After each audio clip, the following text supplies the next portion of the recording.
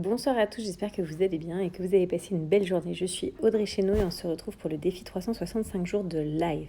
Ce soir, ça va être un live qui sera court parce que demain, je dois me lever tôt puisque je participe à la journée de l'audace de Genève.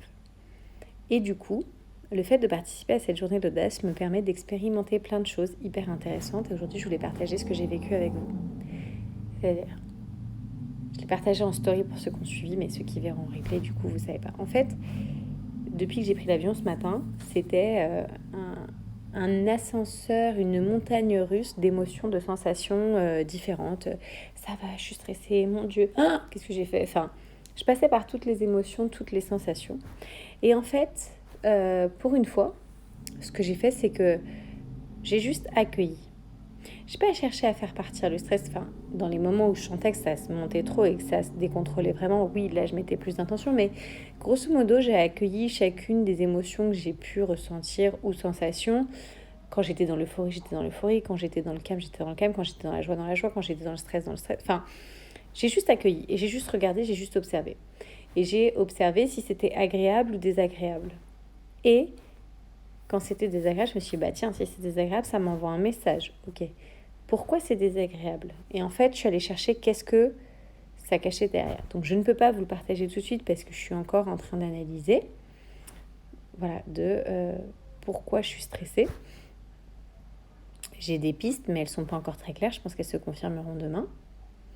Et en fait, ce qui a été génial, c'est que le fait d'avoir accueilli tout ça un certain temps de la journée, et ben d'un coup, je suis redevenue calme.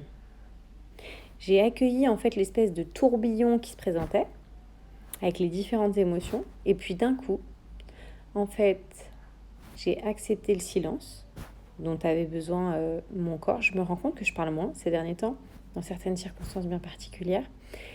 J'ai fait la séance de breathwork avec Julie. Et du coup, d'un coup, j'avais plus besoin de parler. Il y a une espèce de calme qui s'est fait. Et je me sens très sereine, très tranquille ce soir. Et du coup, ça fait du bien après cette espèce de tourbillon incessant. Parce que même si c'est pas gênant, c'est quand même fatigant d'une certaine façon. Parce que ça s'arrête pas, ça mouline, ça mouline. Et là, d'un coup, c'est le calme. C'est juste... bah voilà. En fait, j'ai l'impression que c'est un peu... vous savez, comme en parentalité bienveillante, avec les enfants, on dit qu'il faut accueillir leurs émotions et puis après, ça ira mieux. J'ai l'impression que j'ai fait à peu près le même processus avec moi. J'ai accueilli toutes les émotions, quelles qu'elles soient. Parce qu'en soi, il n'y a pas d'émotions négatives. Enfin, on peut discuter après du thème, est-ce qu'il y a des émotions négatives ou pas.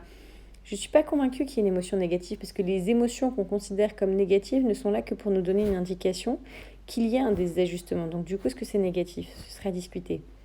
Peu importe. En tous les cas, j'ai accueilli toutes mes émotions et du coup, je suis plus calme, comme le serait un enfant. Donc c'était ce que je voulais vous partager pour aujourd'hui, ma petite découverte. Donc je pense que je vais répéter l'expérience parce que franchement, c'est agréable. Donc voilà, sinon j'espère que vous allez bien. Et dites-moi si ça vous parle. Et je vous embrasse très fort et je vous dis à demain.